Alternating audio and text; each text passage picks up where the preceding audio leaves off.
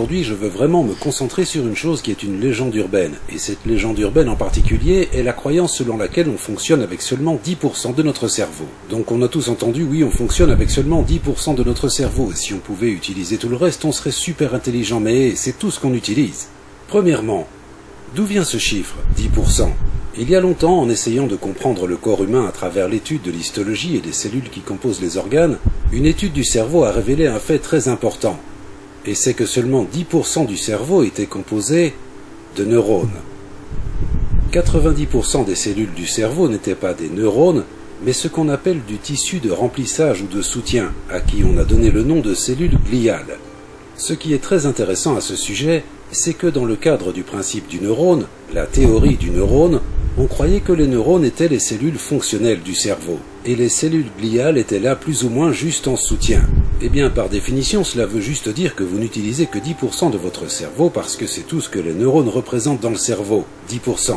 Pendant longtemps, les cellules gliales, encore une fois, n'étaient considérées que comme un tissu conjonctif qui apportait un soutien physique et nutritionnel aux neurones. Mais ces dernières décennies, ce que nous avons commencé à constater, c'est qu'il y avait une incompréhension à l'égard des cellules gliales. Les cellules gliales sont en fait beaucoup plus importantes pour le fonctionnement des neurones qu'un simple soutien physique. Les cellules gliales peuvent inhiber ou activer les neurones. Les cellules gliales se connectent aux neurones. Les cellules gliales peuvent contrôler l'activité des neurones. Donc tout d'un coup, ces cellules gliales que l'on percevait comme des cellules passives dans le cerveau s'avèrent être, en réalité, fonctionnelles, et elles intègrent la nature du fonctionnement du cerveau. Et une manière de voir ça avec une analogie simple. Imaginez que les neurones sont les noms dans une phrase et que les cellules gliales sont les verbes et les adjectifs et les adverbes, les compléments de tous les noms. Donc, les cellules gliales créent une image d'ensemble, donc les neurones sont comme un bonhomme allumette et quand vous ajoutez les cellules gliales, vous complétez la nature de l'être humain dans son ensemble. Donc les cellules gliales deviennent une partie intégrante et très fonctionnelle de toutes les activités neuronales. Donc le concept de la théorie du neurone qui disait « seuls les neurones sont impliqués dans le fonctionnement du système nerveux », il s'avère que les cellules gliales le sont aussi. Donc maintenant, on n'a pas affaire à 10% du cerveau, on a affaire à 100% de votre cerveau en tout temps. Mais cela signifie-t-il que nous utilisons vraiment tout le cerveau tout le temps? La réponse est non. Parce que ce que nous commençons à découvrir, c'est que lorsqu'on commence à vivre en reproduisant des schémas et des habitudes, ce qui se passe, c'est que nous activons les neuronales qui sont des connexions habituelles. Et par conséquent, ce sont les connexions qui sont privilégiées dans notre vie quotidienne. Mais si vous pouvez avoir une activité dans tout le cerveau, vous pouvez améliorer votre conscience et votre vigilance et votre capacité à contrôler votre vie. Donc en gros, ce que ça veut dire, c'est qu'on peut utiliser tout notre cerveau en commençant à penser aux choses dans leur globalité, au lieu de simplement rejouer des programmes récurrents qui reviennent encore et qui activent les mêmes chemins cérébraux. Petite parenthèse rapide. Si vous savez créer une habitude, ça veut tout simplement dire que vous savez aussi créer un réseau de neurones. Parce que c'est vraiment ça que ça veut dire. D'ailleurs, on va appeler ça neurocircuit. Je trouve que c'est plus joli. Créer un nouveau circuit, ça peut sembler très fatigant, très contraignant au début. Et abandonner, entre guillemets, un ancien neurocircuit, donc une ancienne habitude, ça peut paraître très contre-intuitif. C'est pour ça que j'ai envie de vous donner un exercice simple, mais pas facile, et qui vous prouvera à vous-même si vous êtes capable de le faire pendant 21 jours. 21 jours, c'est juste pour se donner un délai. Si vous êtes capable de le faire, ça vous prouvera que vous pouvez faire n'importe quoi. Parce que la personne qui est capable de créer des habitudes consciemment, cette personne, elle est capable de faire plus ou moins n'importe quoi dans la vie. Parce que c'est vraiment la création d'habitudes qui va vous permettre de transformer votre vie. Et pas juste des petites impulsions émotionnelles qui disparaissent aussi vite qu'elles sont apparues. L'exercice est simple. On va l'appeler l'exercice du caillou dans la rivière. Vous allez prendre l'exercice et vous allez le transposer dans une situation qui est fonctionnelle pour vous. Mais moi, je vais donner l'exercice avec cet exemple. C'est l'exemple d'un homme qui veut être capable de maîtriser la création d'habitudes. Tous les jours, pour aller au travail, il passe sur un petit pont sous lequel se trouve une rivière. Tous les jours, pendant 21 jours, il jettera un caillou dans la rivière en passant sur ce petit pont et qu'il arrive à le faire, cet homme est inarrêtable. Mais par contre, s'il loupe un seul jour, ça ne compte pas. L'exercice se trouve dans le fait de le faire tous les jours. Mais s'il passe le petit pont et qu'en le passant, il se rend compte, oh merde, je viens d'oublier. Important, machine arrière les gars, vous revenez en arrière, vous jetez le caillou dans la rivière. Sinon, vous repartez à zéro. La personne qui est capable de faire ça pendant 21 jours de suite avec un truc autant pas important, alors peut-être qu'elle sera capable de le faire pour des choses qui sont plus importantes pour elle. Peut-être. Donc pour que ça soit pertinent, une fois que l'on commence à s'engager dans une activité cérébrale globale, nous optimisons nos capacités en tant qu'être humain sur cette planète. Et maintenant nous commençons à découvrir qu'il y a de nombreuses manières de stimuler et d'activer tout le cerveau. Certaines d'entre eux de simples exercices, comme quelque chose qu'on appelle la gymnastique cérébrale. Et la gymnastique cérébrale, c'est des exercices très intéressants d'intégration du corps et du système nerveux. Ma main droite est contrôlée par mon hémisphère gauche. Ma main gauche est contrôlée par mon hémisphère droit. Mais voilà un fait intéressant. Si ma main droite contrôlée par mon hémisphère gauche traverse la ligne médiane, alors c'est instantanément détecté par l'autre hémisphère parce que maintenant elle est dans ce territoire également. Donc quand vous croisez les bras et quand vous croisez les jambes, ce que vous faites, c'est que vous amenez les hémisphères gauche et droit à travailler ensemble en harmonie.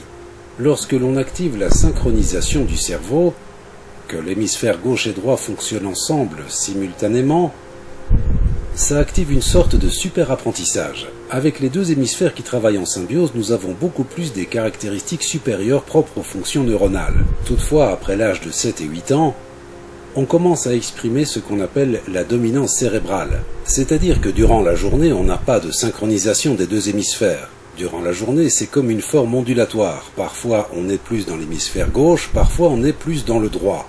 Puis ça revient au gauche et encore au droit. De sorte qu'on sollicite un hémisphère à la fois. Ça s'appelle la dominance cérébrale, quand un hémisphère domine l'autre hémisphère. Eh bien c'est pertinent parce que intégrer nos vies est très difficile avec la dominance cérébrale pour une raison qui est simple.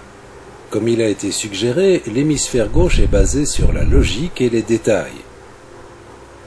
Notre hémisphère droit est en fait associé aux émotions et globalité. Cela devient très important parce que si vous n'observez qu'avec votre hémisphère gauche, alors toutes les choses logiques font sens, mais il n'y a pas d'aspect émotionnel. Et au contraire, si vous êtes dans l'hémisphère droit, vous serez touché émotionnellement, mais il n'y a plus de logique. Eh bien, c'est ce qui nous arrive sans cesse à partir de l'âge de 8 ans jusqu'à notre vie adulte. Si vous parvenez à synchroniser les deux hémisphères pour qu'ils coïncident, alors vous actionnez la logique et les émotions en même temps. Ça ouvre l'accès à des opportunités pour un super apprentissage où vous pouvez télécharger les informations très vite, très rapidement, mais ça ouvre aussi l'accès à tout un éventail de pensées qui inclut aussi bien une composante émotionnelle qu'une composante intellectuelle, ce qui est nécessaire pour avoir une vision globale. Donc si vous fonctionnez via la dominance cérébrale, vous négligez en fait une composante de votre système nerveux à ce moment-là. L'épisode n'est pas du tout terminé, mais vous pouvez déjà nous dire dans les commentaires, selon vous, pour vous, dans votre petite caboche, quel est l'hémisphère qui est le plus dominant. L'hémisphère droite qui est associé à la créativité ou l'hémisphère gauche qui est associé à la logique. Pendant que vous écrivez ce commentaire, d'ailleurs je vous laisse mettre un peu plus de détails que hémisphère droit, hémisphère gauche. Je ne sais pas si vous avez déjà entendu parler du fait que Elon Musk avait très peur du noir. Il était terrorisé par le noir. Et je vous pose la question, est-ce que vous savez qu'est-ce qui a permis à Elon Musk de vaincre sa peur du noir? Les plus malins d'entre vous, vous allez dire, parce que vous connaissez l'histoire, c'est grâce aux photons, ou grâce au fait que Elon Musk a réalisé que le noir était juste l'absence de photons dans une longueur d'onde de 400 à 700 cacaboudins. Mais selon moi, c'est pas réellement la réalisation de l'absence de photons qui l'a aidé à vaincre sa peur du noir. C'est plutôt l'équilibre entre ces deux hémisphères.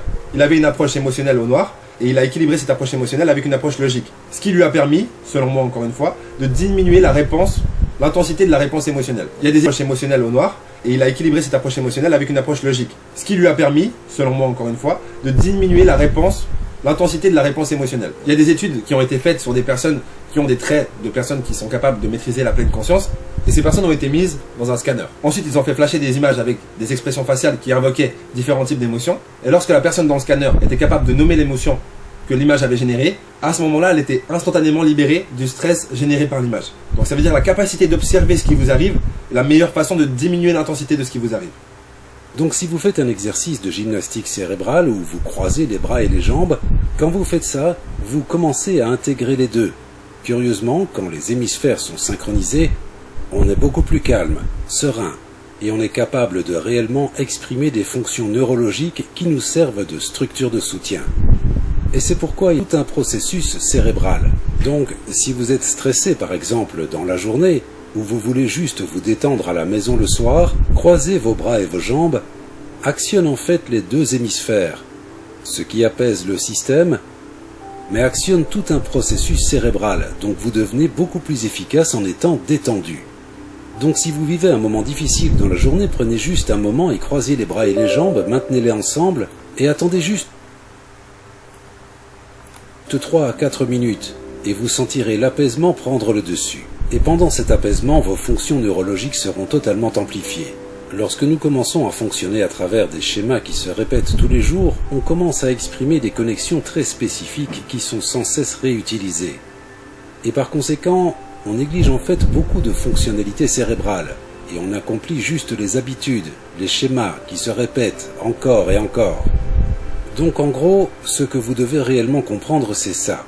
On peut utiliser 100% du cerveau, mais si on répète sans cesse les mêmes schémas, on n'a pas besoin d'utiliser 100% du cerveau. Donc, une remarque simple.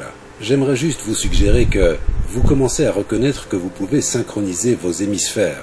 Vous pouvez faire en sorte que les hémisphères gauche et droit fonctionnent ensemble et rester conscient. Vous utilisez 100% de l'activité cérébrale. Et quand vous faites ça, vous trouvez aussi que votre vie est plus simple, plus harmonieuse et plus saine. Parce que dès que vous utiliserez tout votre système nerveux, cela soutiendra votre vie et optimisera votre croissance. Et ça devient important. Donc ne croyez pas que vous n'utilisez que 10% de votre cerveau. Cette légende est fausse. Vous pouvez utiliser les 100%.